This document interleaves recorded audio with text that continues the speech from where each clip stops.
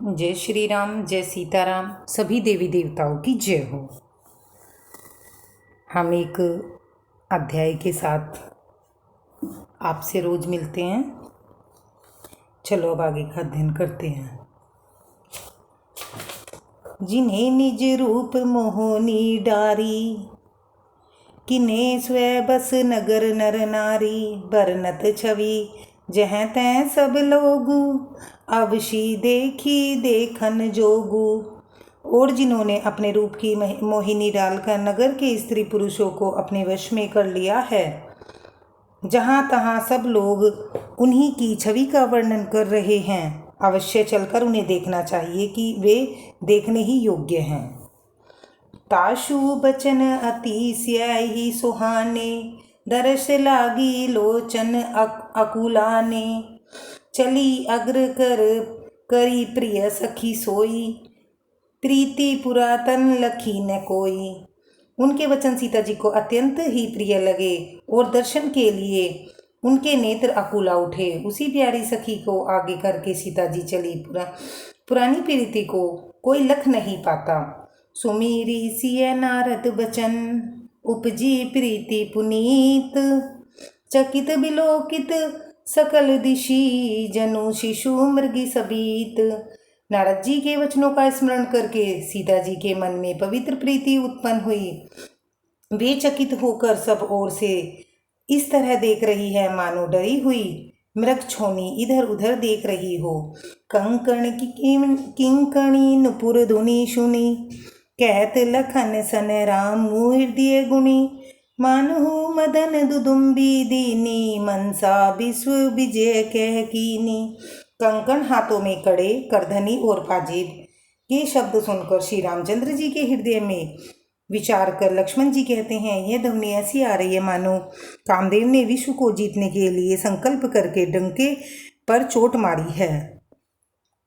अस की फिरी चिते तेई तोरा, सिय मुख ससी भय नैन चकोरा। भय बिलोचन चारु अचंचल, मनु संकुची निमित दिगंचल। ऐसा कहकर श्री राम जी ने फिर उसकी ओर देखा। सीता जी के मुख रूपी चंद्रमा को निहारने के लिए उनके नेत्र चकोर बन गए, सुंदर नेत्र स्थिर हो गए, टकटकी लग गई, मानो निमि जनक जी के पूर्वज ने जिनका सभी पलकों में निवास माना गया है। उन लड़की दामाद के मिलन प्रसंग को देखना उचित नहीं। इस भाव से संकुचा कर पलकें छोड़ दी, पलकों में रहना छोड़ दिया और जिससे पलकों का गिरना रुक गया। देखी सिय शोभा सुख पावा, हृदय सहारत बचनु न आवा। जनु बिरंची सब निज निपुआई, बिरंची विश्व कह प्रगति देखाई। शिव जी की शोभा देखकर श्री रामचंद्र जी ने बड़ा सुख पाया हृदय में। वे उनकी सराहना करते हैं किंतु मुख से वचन नहीं निकालते। वह शोभा ऐसी अनुपम है मानो ब्रह्मा ने अपनी सारी निपुणता को मूर्तिमान कर संसार को प्रकट करके दिखा दिया हो। सुंदरता कहुच सुंदर करई, छवि गिरे दीप शिखा जनु बरई। सब उपमा कभी रहे जुठारी, कह पंतरो विदे कुमारी। वह सीता जी की शोभा सुंदरता को भी सुंदर करने वाली है। वह ऐसी मालूम होती है मानो सुंदरता रूपी घर में दीपक की लो जल रही हो। अब तक सुंदरता रूपी भवन में अंधेरा सा था, वह भवन मानो सीता जी की सुंदरता रूपी दीप शिखा को पाकर जगमगा उठा हो, पहले से ही अधिक सुंदर हो गया। सारी उपमाओं को जो तो कविताओं ने झूठा कर रखा था। जब मैं जनक नंदिनी सीता जी की किससे उपमा कर दूं।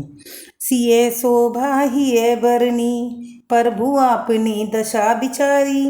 बोले सूची मन अनुज मन सन, बचन समय अनुहारी। इस प्रकार हृदय में सीता जी की शोभा का वर्णन करके अपनी दशा को विचार कर प्रभु श्री रामचंद्र जी ने मन में पवित्र मन से अपने छोटे भाई लक्ष्मण से समानुकूल वचन बोले।